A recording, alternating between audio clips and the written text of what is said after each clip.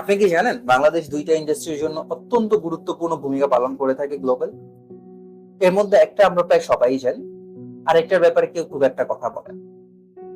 আমরা এই দুইটা ইন্ডাস্ট্রি সম্পর্কে আজকে একটু কথা বলবো, তাদের ব্যাপারে জানবো।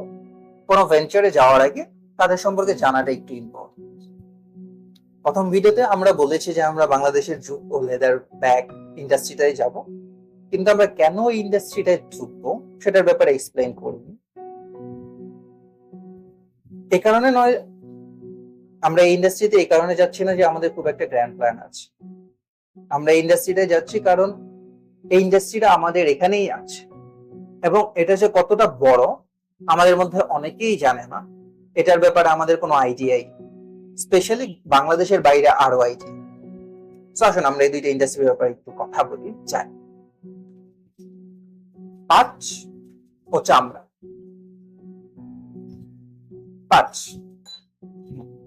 বাংলাদেশ বিশ্বের 70% পাট উৎপাদন করে থাকে।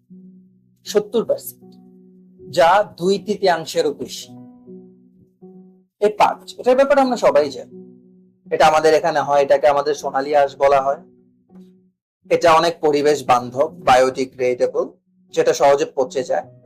এটা খুব তাড়াতাড়ি হয় এবং এটার উৎপাদনে কীটনাশক ব্যবহার করা কম হয়, যার কারণে মাটির ক্ষতি কম। এন্ড রিসেন্টলি এটাকে একটা পরিবেশ বান্ধব অল্টারনেটিভ হিসেবে দেখা হয়, এবং এটার একটা বিশাল বৈশ্বিক বাজার আছে, এটার ডিমান্ড আছে। এন্ড এই পাটের 70% আমরা উৎপাদন করে থাকি। কিন্তু মজার বিষয়টা কি জানেন? ম্যাক্সিমাম পাটের প্রসেসিং, ডিজাইনিং, ব্র্যান্ডিং সব হয় বাংলাদেশের বাইরে। সো বেসিক্যালি আমরা পাট উৎপাদন করছি, আরেকজন এর থেকে প্রফিট করছে।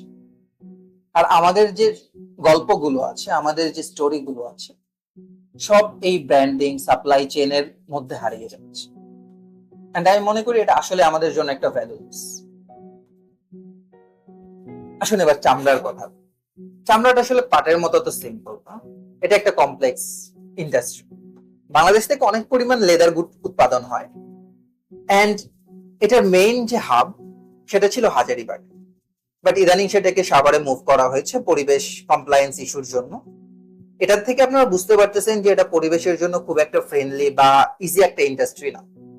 এটা করতে হলে আপনার প্রসেসিং করতে হলে কেমিক্যাল লাগে, পানি লাগে, বর্জ্য ব্যবস্থাপনা, ওয়েস্ট ম্যানেজমেন্টের প্রয়োজন পড়ে, এবং এনভায়রনমেন্টাল কমপ্লায়েন্স রেগুলেশন এগুলা মেনটেন করতে হয়।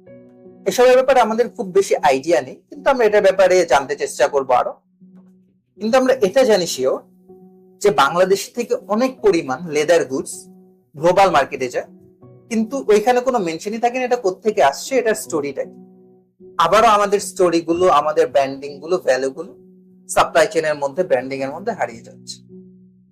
সো আমাদের কাছে এই দুইটা বিশাল ইন্ডাস্ট্রি আছে, অনেক পটেনশিয়াল আছে, কিন্তু আমরা এটার ইউটিলাইজ করতে পারছি না, এবং গ্লোবাল মার্কেটে আমাদের কথা, আমাদের স্টোরি গুলো কেউ বলছে।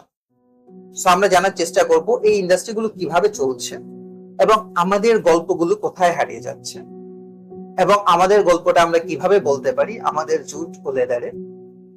এন্ড মেবি এই গল্প বলার সময় আমাদের গল্পটাও আমরা এই দুইটা সেক্টরের মধ্যে দিয়েই বলবো। এন্ড আমাদের পরের ভিডিও হবে বাংলা একাডেমিতে, কালকে পহেলা বৈশাখ, এবং বাংলা একাডেমি একটা বিশাল মেলার আয়োজন করছে।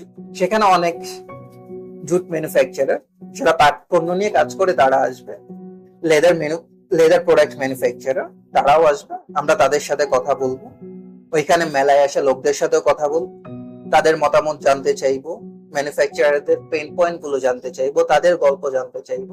সো আমাদের সাথে থাক, কাল আবার দেখা।